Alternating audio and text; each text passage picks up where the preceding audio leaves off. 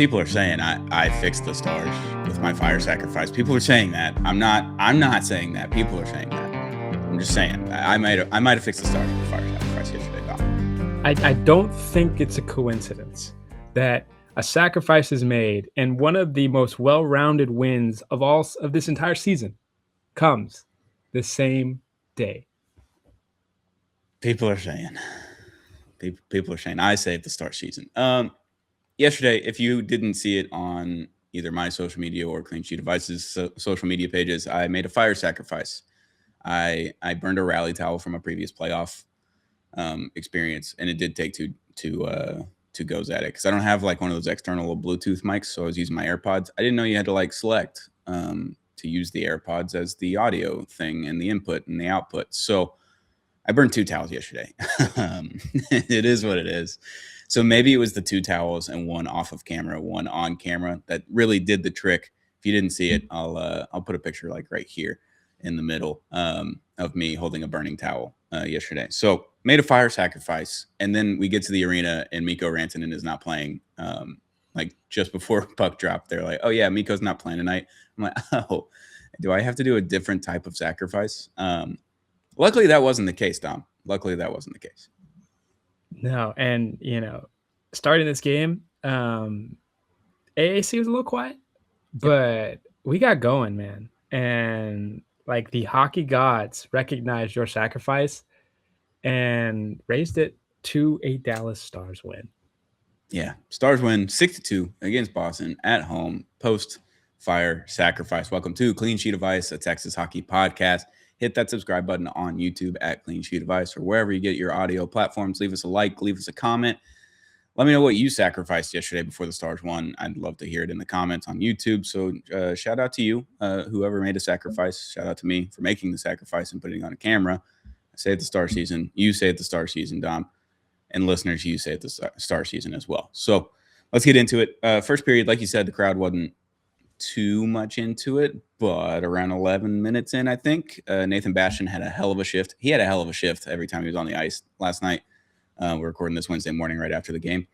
And anytime Nathan Bastian was on the ice, he was throwing hits. He was throwing haymakers. He was in the muck. He's talking shit, it looks like. All that kind of stuff. He had a great shift, threw 2 really big hits against the boards, and then gets into a little scuffle there. They get 5 minutes each for fighting, around 11 minutes. And then shortly, and that's when the crowd started to get into it. It wasn't a loud pop because it wasn't a loud fight, a long fight or anything. It was a couple punches here and there and then takedown. It was very quick. It was less than 5 seconds, I think. So crowd got into it a little bit there. And then after that, it just started to take off. So great job by Nathan Bastian. I tweeted out Nathan Bastian, period, energy, period. Like that's all it was. It felt like energy was pumped into the crowd, into the team, and they just kind of went on their way after that. Yeah, and you were in the building. I'm just going off the broadcast, but it felt like the crowd just was a little nervous. Mikko, it might have happened a few hours before puck drop that it was announced that he wasn't playing. So, and a hot Boston team is coming in who have just been on a tear recently, and so you're like, oh boy, with the way this team's been playing and how hard it is to get goals with no Mikko, we might have just spent a lot of money on these tickets, and we might be disappointed. But luckily, that first line really set the tone, and Nathan Bastian played his ass off. He did. That third and fourth line, I think, is actually who set the tone. They were physical. They were fast. They were winning puck battles on the walls. They were forechecking and backchecking really hard. They played really good defense, but also played exceptional offense and just creating something out of nothing, even though they didn't get a shot on, like they didn't get the goals right there to start the game, but they were putting pressure on Boston. And like you said, Boston was really hot. 7-game win streak, I think, coming into this game. And no Mikko. Mikko was announced that he wasn't playing just before they came on the ice, I think, for warmups. Oh, so wow. It was like 20 minutes for fans and the media to know that Mikko wasn't playing. Post-game, Gully did mention that they knew a few hours before puck drop that Mikko wasn't playing, so they switched the lines up. They put Dutchy up on the top line to center it. They wanted Glen wanted Justin Hryckowian, dog of the week, dog of the year, dog of the month, to be a center on one of the lines. So that was kind of his decision to put Dutchy on the top line at center and put Wyatt on the right wing. And obviously, Sam Steele was still the left winger on the top line. So interesting start to the game. I think they both kind of traded blows, Boston and Dallas, and they were both creating a good amount of pressure, 3-4 shots each, but they weren't like just gimme shots. They were kind of dangerous, a little bit dangerous, nothing too crazy because both Swayman and Otter made the saves. Then after the Nathan Bastian fight, the energy starts to pump in. The crowd starts to get into it. You can see there's a little bit more jump in the players. And then you get on the power play. You had already gotten on the power play earlier in the game, pretty early into it, like 3.5 minutes. Thought they had a pretty good power play, that first one. Got some really good dangerous looks, and they just didn't get the goal. And it's kind of the same story that we've seen for the last month. But then that second one comes out. It feels like they're going to make the extra pass too many times, and all of a sudden, Heaven's Gates opened up for Wyatt Johnston on that pass from Rope. Just a wide open goal for Wyatt Johnston. His 26th goal of the season is like, it feels like his 26th power play goal of the season. It's definitely not that many, but a lot of power play goals for that kid. Get the 1-0 lead. The crowd pop was good. It was really good. It was nice to hear the crowd, the Texas hockey fans, just going crazy after a power play goal like that. Yeah, it absolutely was. And, we're getting back to that territory of when the puck hits Wyatt Johnston's stick and we're on the power play. It's as close as a lock as you can get. And on that first power play, though, I think Boston played that our ozone really well. Yeah. They forechecked right when they needed to close those gaps, but Dallas made that adjustment, and even the TNT broadcast was saying like the coaching that goes on for Dallas's power play, like the adjustments they make, it's within periods, much less within games, and we saw that, and it's a beautiful power play goal for the Stars. And like you mentioned pre-show when we were talking right before we hop on here, the power play when it was really, really, really good, when it was first in the league, obviously they're still second in the league. They're still pretty good. When they were first in the league and they were scoring, it seemed like at will, 67% on the power play every game. It was crazy. Teams were guarding the entry pass. So they would get into the entry and then they would guard the pass. So the Stars just stopped passing it. And then they were still scoring goals because they were able to set it up. And obviously we saw in that first one with the tic-tac-toe, it just takes a few passes. All of a sudden there's a goal. So they felt pretty comfortable in that. And then teams adjusted and they were guarding the entire blue line. So they were just guarding every entry and the entry pass and everything. And now they're starting to guard the entry pass again, which is when the power play was really picking up in the previous months. And that's kind of what happened last night. Boston was guarding the entry pass, but not the entry man. And they were still able to get those entry passes in and just have some open ice to set up the offense. I think that was the first time in a while that we've seen the power play just being able to set up multiple times and not just one time on the power play. Obviously, had 3 power plays in that one. And it looked like they were able to set up each and every time on the power play, even with the second unit out there, which was like Justin Hryckowian, Maverick Bork, Essa Lindell, Thomas Harley, and Sam Steele, maybe like just third and fourth liners with 2 D pairs and with a D pair out there. They were even able to set up, and it looks a little clunkier with them, but still a really good power play for those guys. Yeah, and the D-men last night were in complete unison. They held the puck really well, and high danger chances typically came from they started them, and sometimes we're going to get into it later, but sometimes they finish them the way some of these defensemen have been handling the puck. Yep, and then obviously you're up 1-0. You're feeling all right in that first period because you haven't dominated necessarily, but you've played well, and you've played well enough to have the lead going into that first period or into that first intermission. And then you obviously get another power play with just over 2 minutes left. I think there was 8 seconds left on the power play maybe, and 13 seconds left in the period. Thomas Harley, it was just a back and forth from the point down to the bumper spot on each side basically. And Harley sends it down to Maverick Bork, and it's a wide open goal because the passes were going pretty fast. Maverick Bork waited just like 2 seconds, way too long to shoot that puck. He shot it directly into Swayman's glove or paddle or whatever it was, basically on the ice. He never elevated it. But second effort, third effort, finally gets it into the net with about 8 seconds left on the power play. So you're up 2-0 heading into first intermission. And at this point, I'm just like, please, God, score the next goal in this game, because if we're up 2-0 heading into the third period, I am terrified because that's the worst goal or worst lead to have in hockey is 2-0. It's like, just get the next one and see what happens because we need a goal. I need a goal, but I feel pretty good going into first intermission. Yeah, you felt really good, especially with no Mikko Rantanen in the game. And my thought process into the second was just, I'm sure Boston's going to remain physical. And I was like, if we can control that, and we can hedge that, and no crazy shots, because I think they only had like 5 shots in the first period. So if we can control that, the game speeding up, which I knew Boston would do, Mhm. we'd have a good chance. And we luckily did that early in the second period. Yeah. Still pretty good in the first or in the second period coming out of intermission. It's like they're still feeling pretty frisky. They're getting shots on net. Obviously, in the first period, you had 15 shots on net, and you're like, okay, think they're finally figuring things out. It's just like, look, the grade A chances, the grade A plus chances, or whatever you want to call them, like those are great and all, and they usually convert at a pretty high percentage. But at some point, you've got to shoot the puck a little bit more to open up those A plus chances, maybe. So I think that's what they did in the first period. They held Boston to 6 shots. They held Boston to 5 shots in the second period, and they had 17 shots in the second period. So to kick off the second period, though, about 8 minutes in, so you're still up 2-0, but it feels good. You know, they had the momentum. The defense looked really good. The offense was creating things. Right off the rip on a face-off, Justin Hryckowian wins the face-off, dominant face-off winner last night. Justin Hryckowian, by the way, like against one of the best face-off guys in the league. He was killing him. It was incredible. Ritzy wins the face-off, sends it over, goes to Miro. Miro sends it over to Essa. Essa one-timer into the back of the net.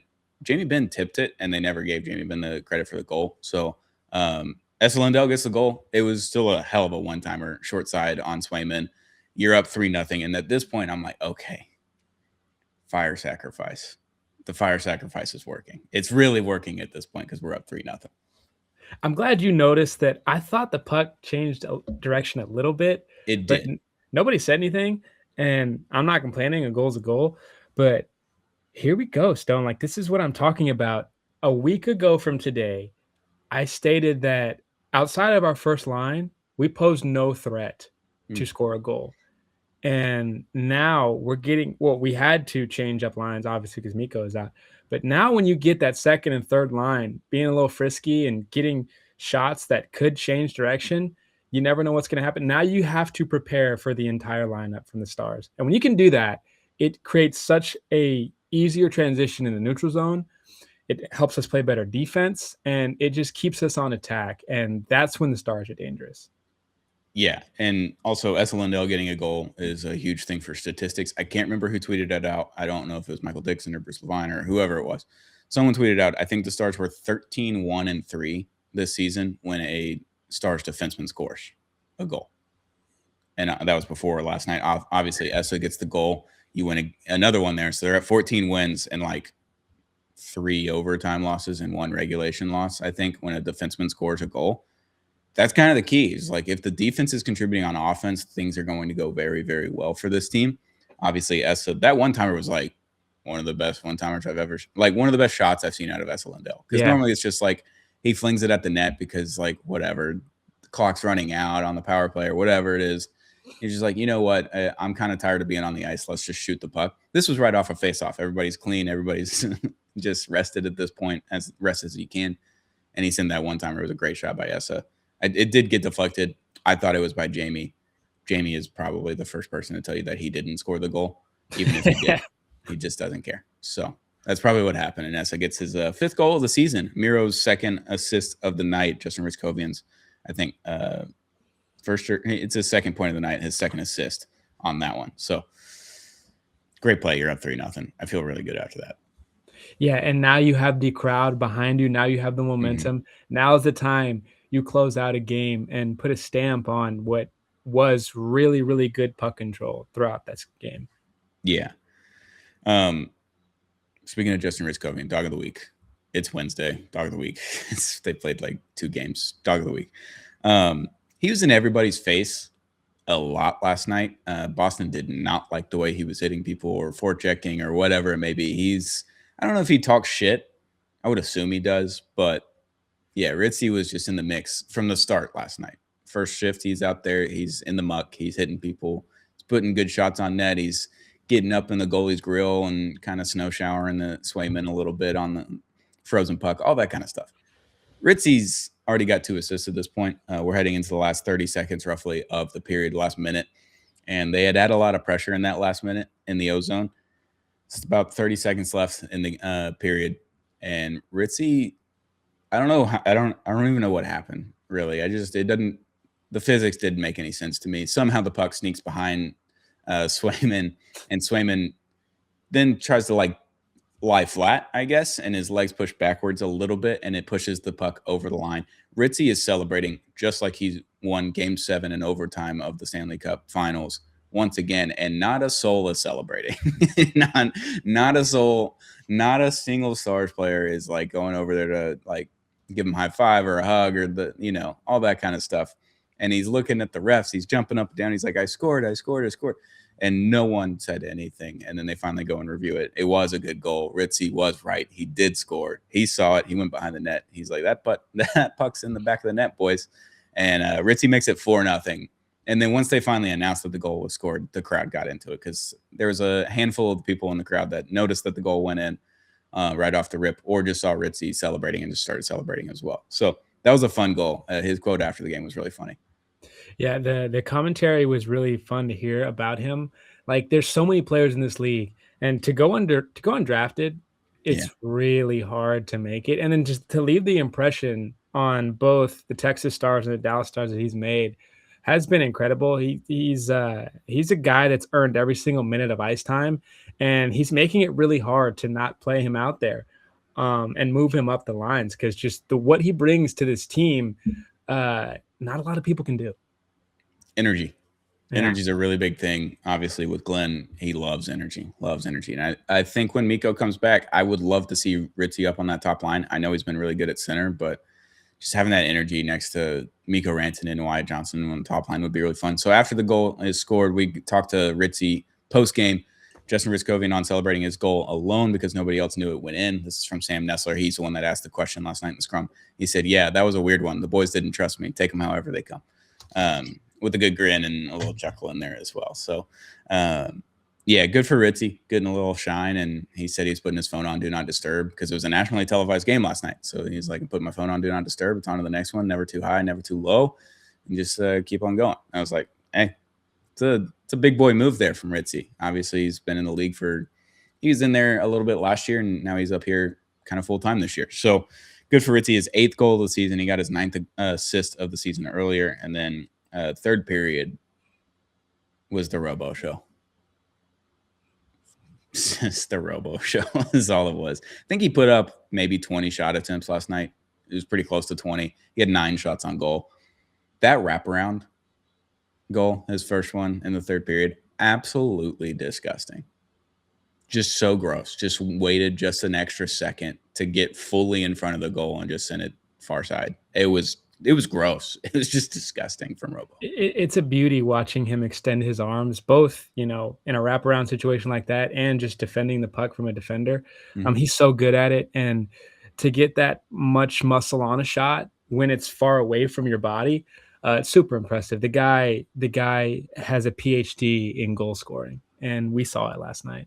He's so gross. So Miro Heiskanen and Roope Hintz on the assist there. Miro's 3rd assist in the night, up to 32 on the season now.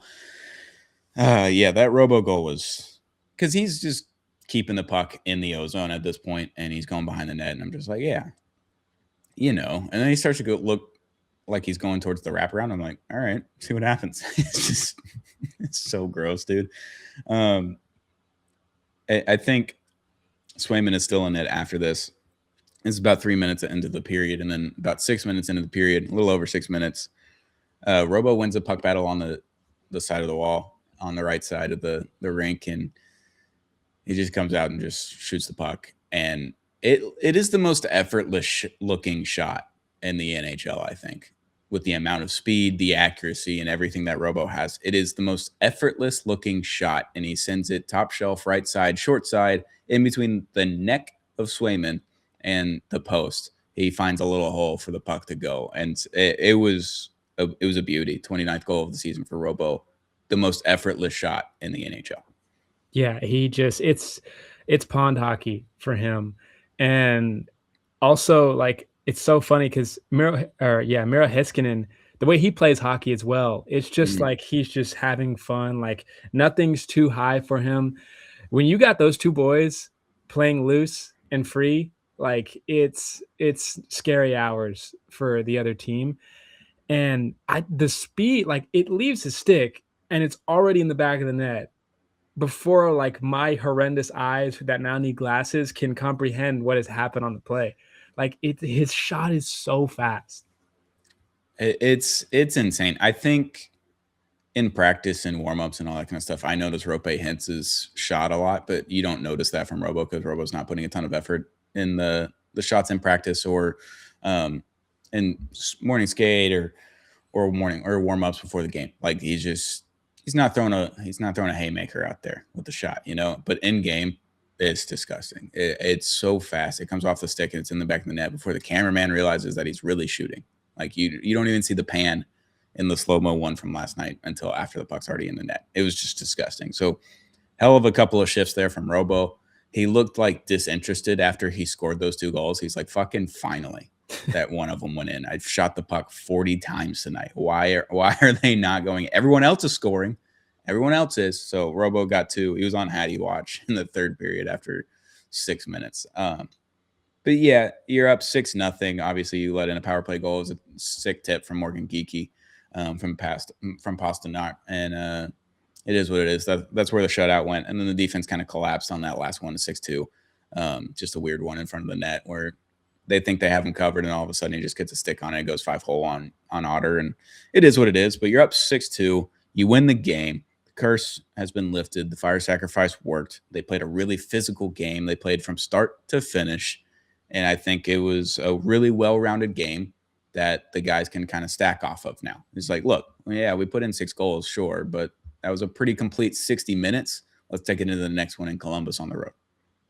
Yeah, and for sure the first 2 periods, really the whole game, but particularly the first 2 periods, I thought that was playoff Ottinger, the way he was stopping pucks coming his way.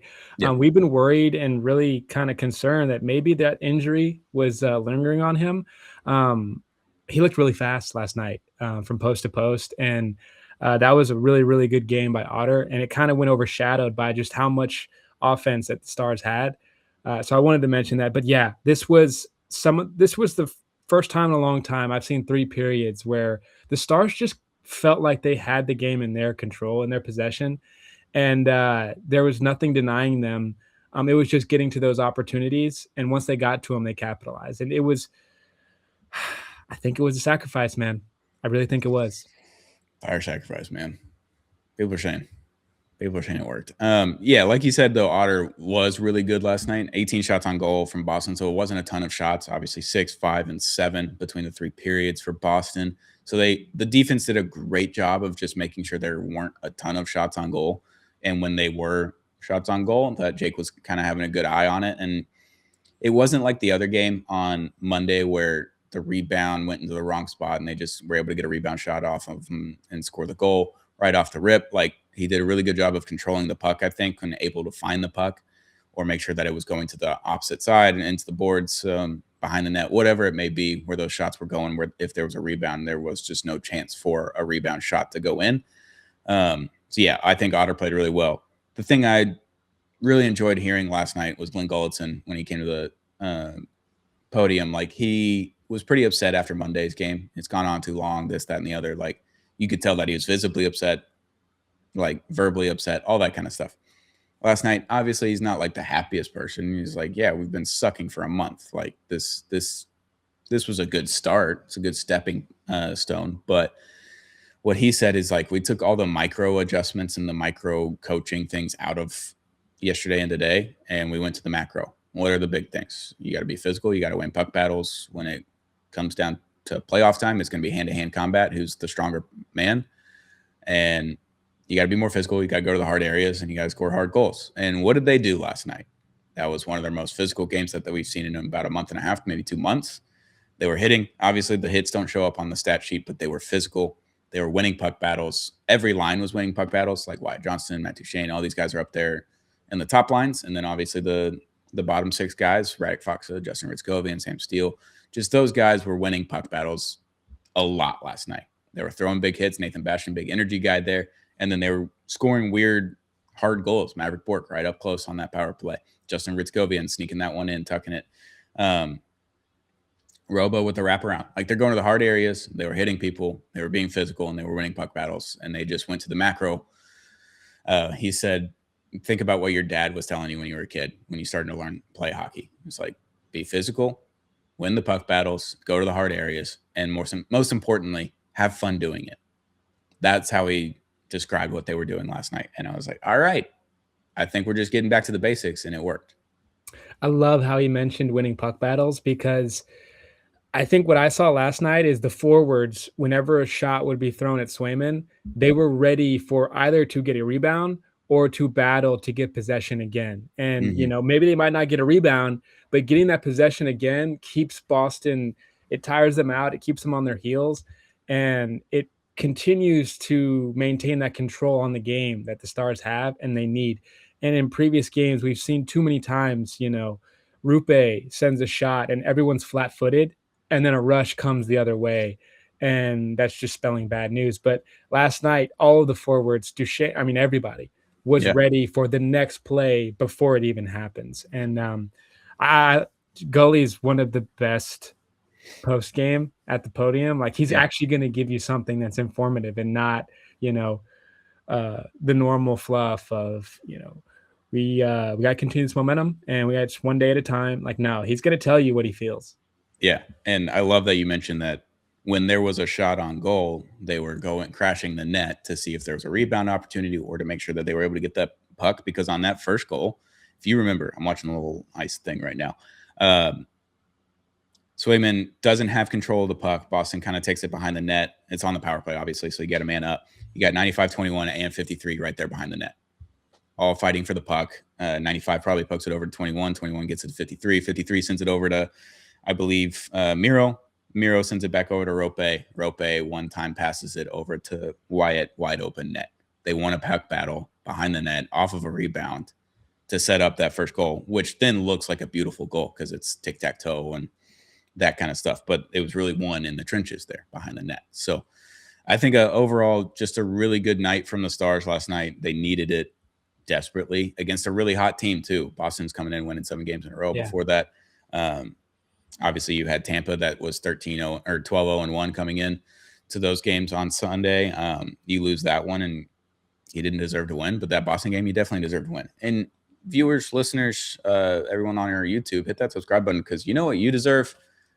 This Mikko Rantanen bobblehead. We've got this Mikko Rantanen Moose bobblehead to give away at 250 subscribers. We're approaching 200, so we're getting pretty close now to 250. We want to give away one of those Mikko Rantanen bobbleheads and a Mikko Rantanen Mikko's Apple Orchard shirt. Once those go live, I want to pair those up, send that over to a lucky winner. Hit that subscribe button if you haven't already on our Clean Sheet of Ice YouTube. Once we hit 250, we'll give that away.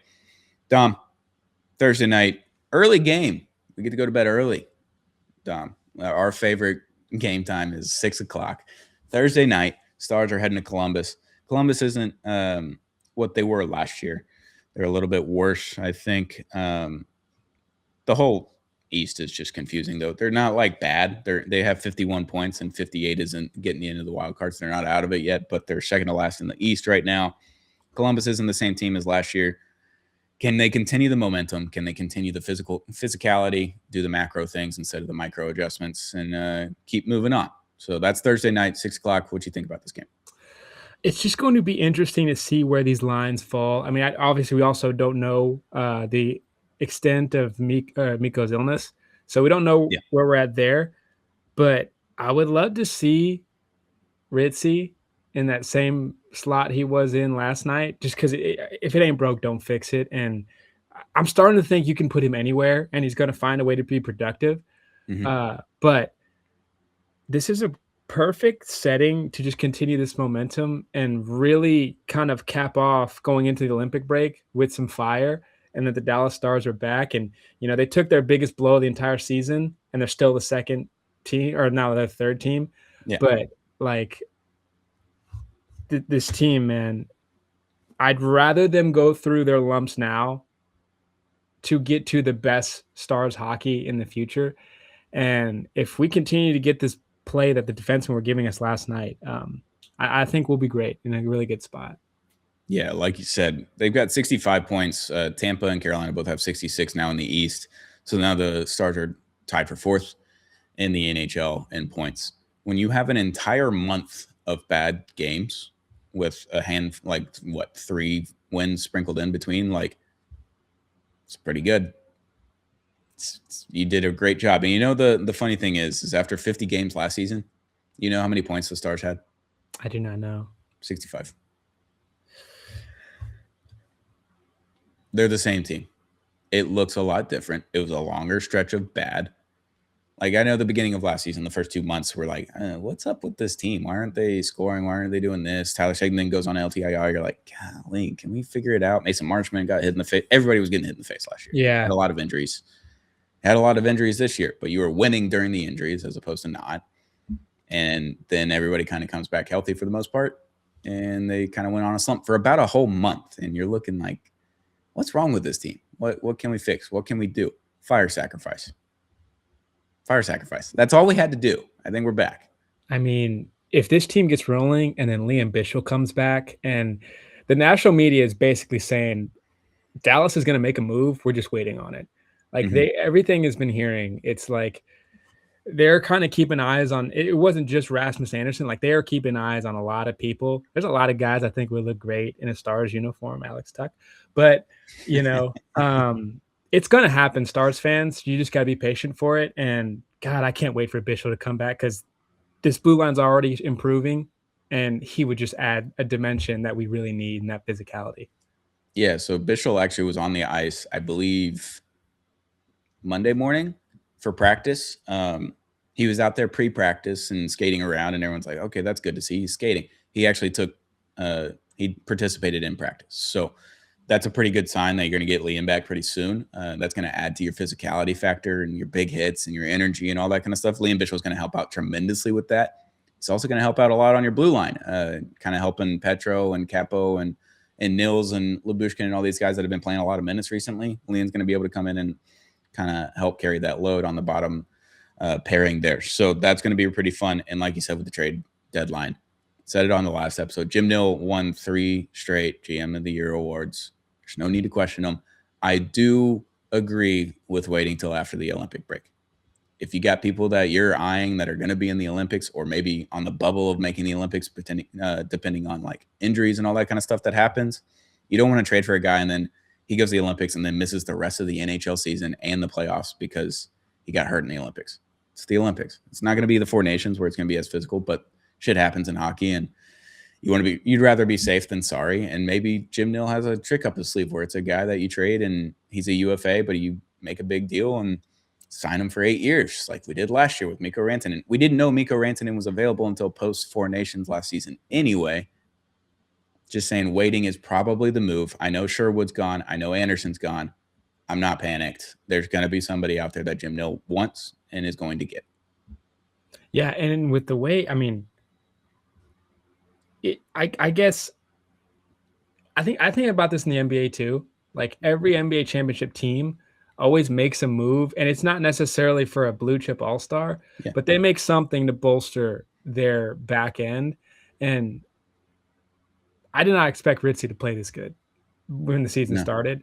So, like, you don't need much. It'd be nice to get a Mikael Granlund type production of player, but you just need somebody to kind of give you that extra juice when we come to playoff time. Yeah, I think a top line left winger, someone that fits on that top line with Mikko and Wyatt, would be awesome, to where you can put Sam on the 3rd and 4th line, where I'm not going to say he belongs, but he plays significantly better, I think, on those bottom 6 of the forwards with Sam Steele. If you can get one of those guys that can fit on the top 6 and throw him on the top line with Wyatt and Mikko, I think that's huge. And right now, when you look at the team, obviously a right-handed D is a very important thing. But when Liam Bichsel comes back, I don't know how important that will be, because then your whole left side is completely fixed and you don't have to really worry about anything on the left side. I think getting Liam back might change their mind about a right-handed D, but I wouldn't be surprised. I mean, a few years ago, you get Max Domi and Chris Tanev. You get a spark plug forward and a top 4 D-man on the right side. You did that. You did Granny and CC last season. It's like they make these trades. They're going to either do a pairing of a right-handed D and a top 6 forward, like the Blake Coleman kind of thing, and Calgary and Anderson, like everyone's fake trade that everybody loved, or they're going to go do 2 separate trades and it's going to be fine. I'm not worried about it. I know I trust Jim Nill with my life. Yeah, no, there's not a GM that I trust more than Jim Nell. So everybody stop panicking. I know Sherwood and Anderson are gone, and those were all trades that the Stars were linked to. I never heard Elliot Friedman just be like, yeah, they're in. They're in on these guys. They may have been poking around. They may have asked, and they kind of found out what the prices were, and they're like, yeah, we're good. I think we'll wait. So it is what it is. Trade season is coming. Olympic break is coming.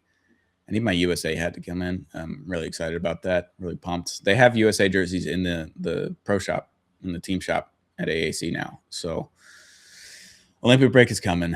Robo should be on the team. It is what it is. But Stars win 6-2 against Boston. The fire sacrifice worked. Dom, you got any last words before we get out of here? I would love to just dominate these last stretch of games before we get to Olympic break. And this Olympic break, there's a few guys that are going to need it. And I'm very interested to see what this Stars team looks right out the jump. I hope they come out with that energy that they played last night. And if they do, I'd put this team against anybody. I'm excited. It's just, if we can win 2 in a row, we can win we can win 10 in a row. Yeah. That's how I feel. It's like, just win this next one. Come back home on Friday night during the ice storm. So everybody be safe this weekend. We're going to record again Friday morning with Savannah. Be safe up here in the DFW area. The ice is coming. Go get your bread, your eggs, your milk, all the things that you need at home. If you are going to the game Friday, please be safe. All-wheel drive, driving in the snow and the ice is not fun. And I just would like for everyone to be safe. All right? So be safe if you're going to the game on Friday. I'm not. I'm going to stay home. I don't like driving in the snow or the ice, so I'm going to just be smart. Stay home. Watch it on TV. That'll do it for Clean Sheet of Ice, Texas Hockey Podcast. We'll see you again on Friday. We'll do a happy hour next week during the Vegas game, or before the Vegas game on next Thursday. That's our next happy hour. So tune in, hit that subscribe button, turn on the notification bell if you haven't already. Let me know what you sacrificed yesterday to save the Star season. I sacrificed some rally towels, and you're welcome. Save the season. That's it for Clean Sheet of Ice, Texas Hockey Podcast. We'll be back very, very soon with another episode.